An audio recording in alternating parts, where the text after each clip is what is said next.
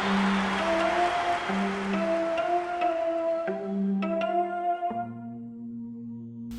friends, welcome back. Last week we talked about stars align, transgender issues and non-binary issues, and of course, the future of queer representation. However, now we're going to regress a little bit back, talking about another personal favorite, Sk8 the Infinity. Sk8 the Infinity is an anime created by our old friend Hiroko Utsumi and animated by the Studio Bones and ran from January to April 2021.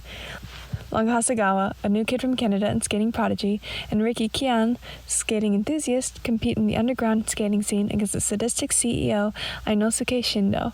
It's praised for its animation, music, and dynamic characters. Hiroko Utsumi, you might remember from the Free episode. In between these projects, she worked on Banana Fish, another show famous for being quote-unquote BL bait, though the author of the original manga has come out to say that if she knew that boys' love was a genre, she would have considered Banana Fish to be part of it. Basically, the director has a history of directing works that have been called BL bait, quote-unquote.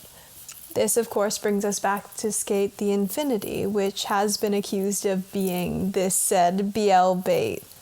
I think this is most evident with how the characters interact with each other, specifically the very specific pairs made between certain characters. First, there's Reiki and Longo, the main characters, and their bromance for the ages. They directly cite each other as their inspiration to continue skating their self-described great passion in life, to a point where after an argument between the two, where Reiki feels some jealousy and hurt towards a betrayal on Longo's part, Longo literally wanders around like a lost puppy in all skating situations despite his previously stated intense passion for the sport, unable to actually commit to anything until he sees Reiki cheering for him on the sidelines in a quite memed sequence where he's skating down a hill and then he sees Reiki on the sidelines and the world slows down and Reiki screams "Longa!" and then something motivational and zoom into Longa's face, hair blowing back.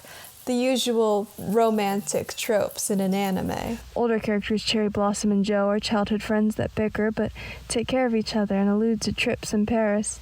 Then there's Adam, the queer-coded villain of all queer-coded villains. The queer-coded villain trope stems from a disavowal of homosexual men as sexual deviants and threats to straight men, which is word for word a description of Inosuke Shindo. I would like to note that at this point I had a little clip of the dub audio for Adam, but then discovered that it isn't really legal to have audio clips that you don't have the license to in a podcast, so I'm just gonna have to describe it for you. Apologies. There's quite fanciful orchestral music.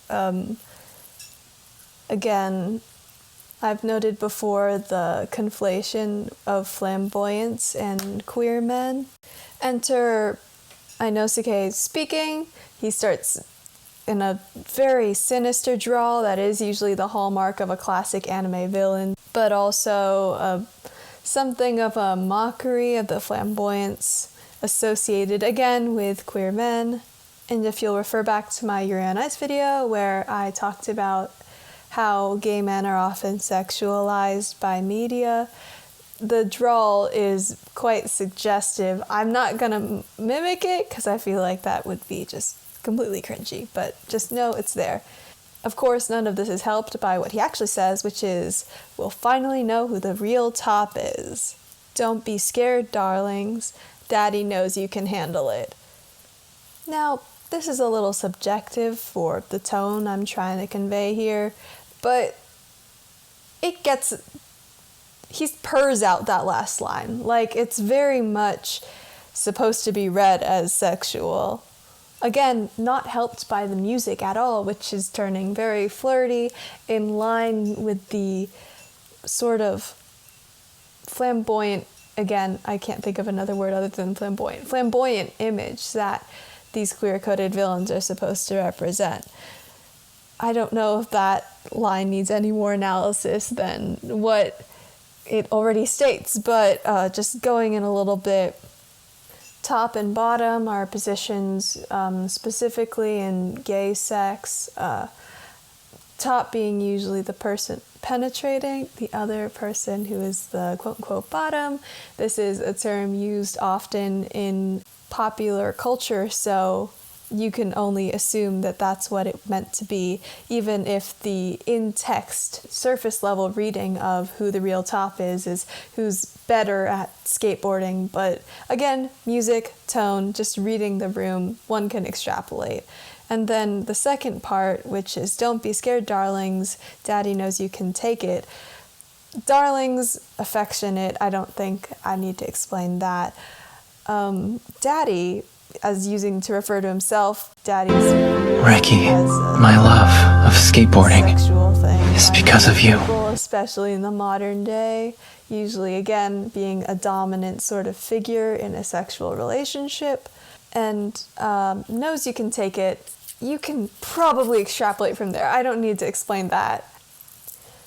Basically, what I wanted to show with this clip is that most of Adam's existence and threat in the show is innuendo, that he's supposed to pose not an overtly sexual threat to our protagonist, but a highly implied one. And by highly implied, I mean highly implied. That's just one sentence that he speaks in his intro.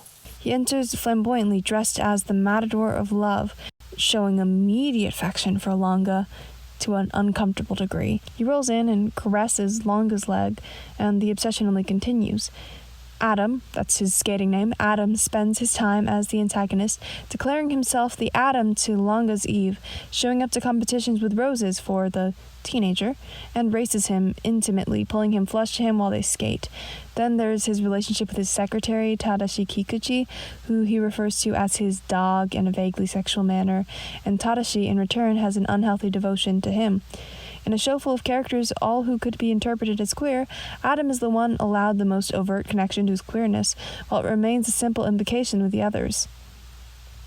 This harkens back to a history of villains being coded as queer. Back to the Hays Code that we discussed in Prince of Tennis.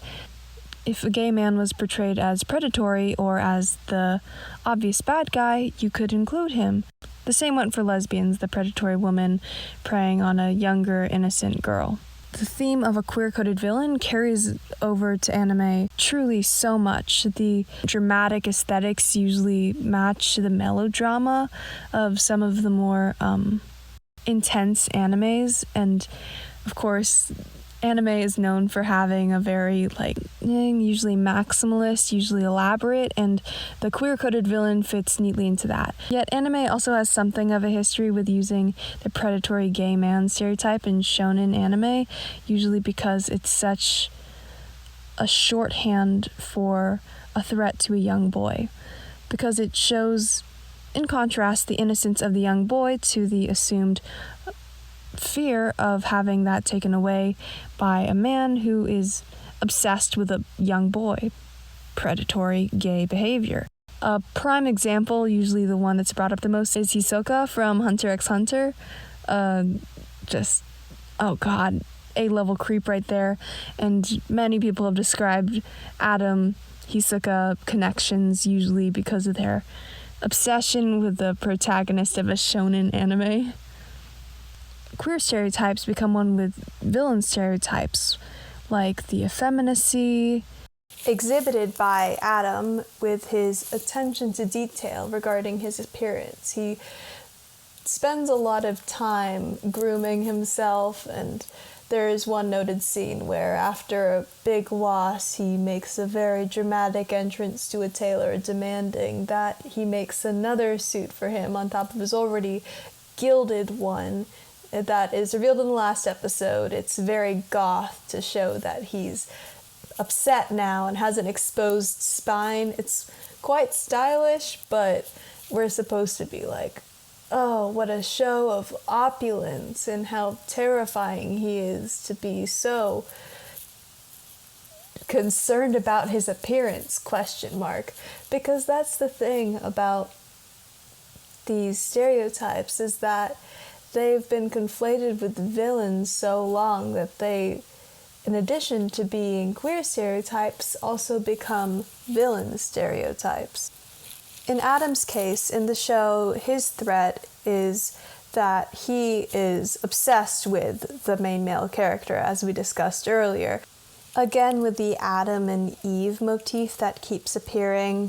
For that one time he showed up to duel Longo with a bouquet of roses, it's obvious that the threat in this show is that Longo becomes tied up with Adam's sort of circle and his obsession with skating, but with the repetition of knowing that Adam's threat on Longo is his obsession with Longo, the threat becomes Longo getting tied up with this older man in a semi-sexual relationship at the very least. Adam makes full-on thigh contact with this boy at the first time they meet. It's very overtly sexual. I'm not reading too much into it. Thus, once again, a piece of media's villain is basically the threat of a perverted homosexual man, which is, again, harmful trope. Of course, then we need to get to the dub. The Sk8 the Infinity dub is popular for many reasons, including ad-libbing on the VA's part. Which, again, I cannot show because of copyright law, so again, here's my stand-in. A male extra character in a larger mob of what were female voices yelling, "Oh my god, his abs," at Joe skating.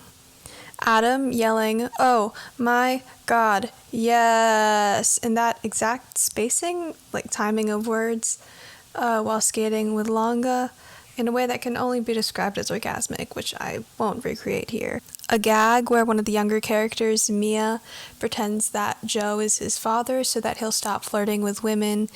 The audio specifically is him saying, "Daddy, Mommy says that if you don't come back, she'll get mad." And then it pans over to Cherry with the harp music playing, indicating an attractive person, while it pans up Cherry's body because he wasn't wearing anything particularly masculine at the time, and Joe's appreciation before realizing that it was his friend. It's played for a joke, but it's just this sort of gay joke that's prevalent for the whole show. And last, an audio clip that only made sense when the voice actors were saying it.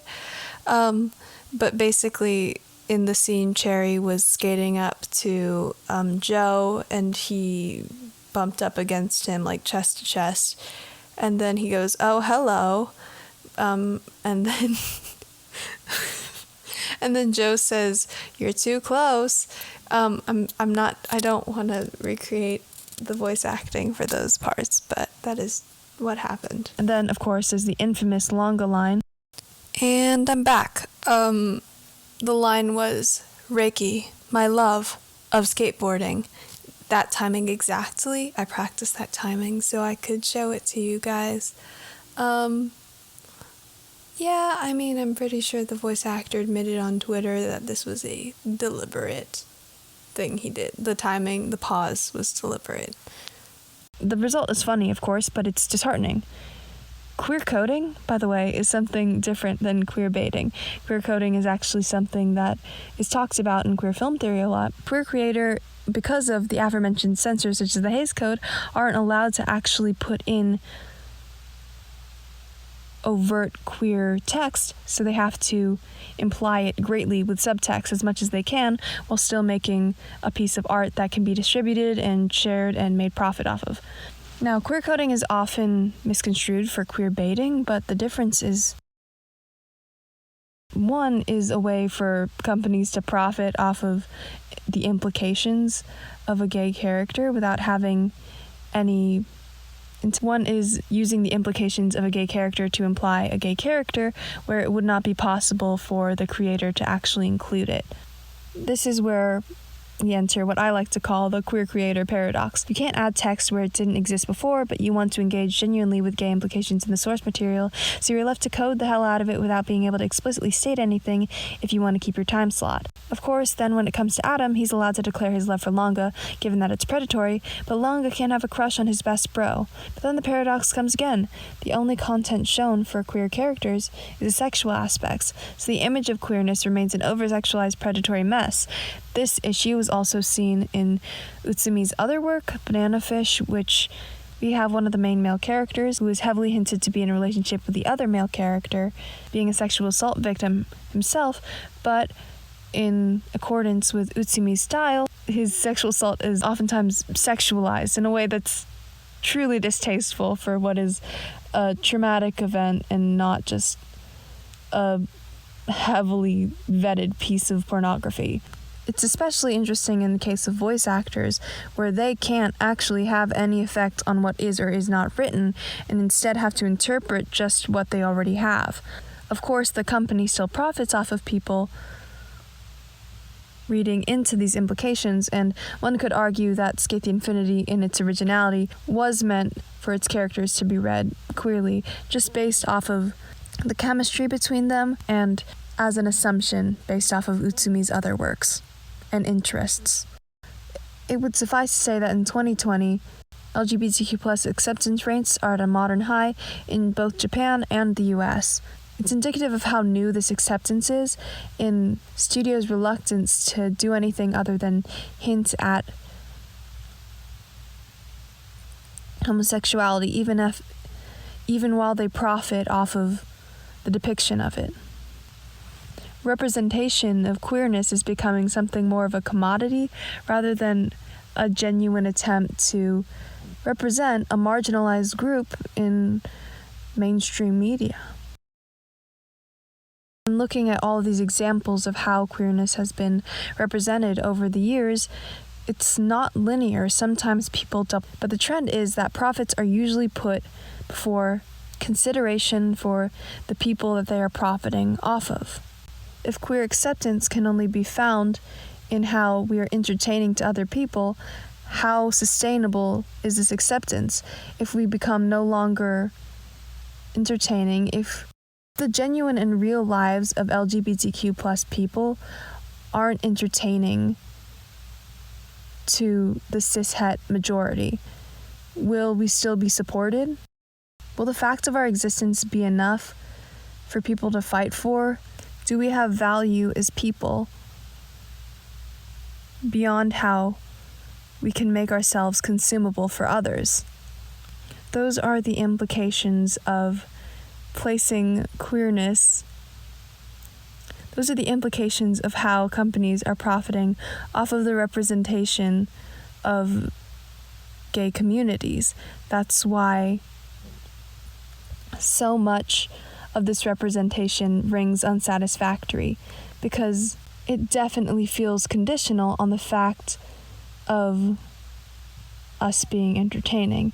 And at the same time, there are works like Stars Align, which have constructive and meaningful representations of queer identities, or things like Yuri on Ice, where we are simply allowed to exist in the world as people without question. And I believe that discussions about how to go forward with queer representation in truly any medium, but especially in an industry so based currently in fan service and men-loving men relationships, how we're going to move forward and take responsibility for the people that we are profiting off of, examining why we take the caveats that we do. Thank you so much for listening, and I hope you check out all of these sports animes. I hope you can listen to this podcast and make those conclusions for yourself based on what I've said. Thank you very much for listening. And most importantly, the question that I hope I've answered through this podcast: is sports anime gay?